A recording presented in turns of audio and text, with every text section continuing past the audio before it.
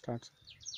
ఇందులో నేను ఇందాక చెప్పాను కదా, చలికాలంలో బాగా సకింగ్ పేస్ట్ ఎక్కువ కావడం వలన, ఇంకోటి క్లైమేట్ వలన వైరస్ బాగా స్ప్రెడ్ అవుతుంది.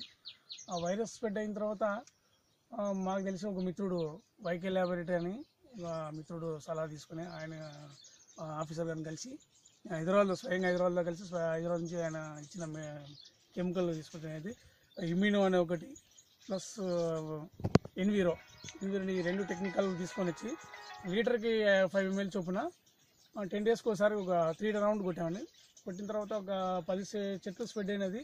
అది నుంచి ఇంకా స్ప్రెడ్ కానీ బాగా టైం తీసుకొని దాన్ని కోఆపరేట్ చేసినట్టు నేను అనుకుంటున్నాను. బాగా అంటే వైరస్ పూర్తిగా వచ్చింది, కంట్రోల్ కాకపోవచ్చు కానీ కొద్దిగా లైట్గా వచ్చింది స్టార్టింగ్ నుంచి. దాని పక్కన చెట్టు అటు పక్కన తోటని స్ప్రెడ్ కాకుండా గ్రోత్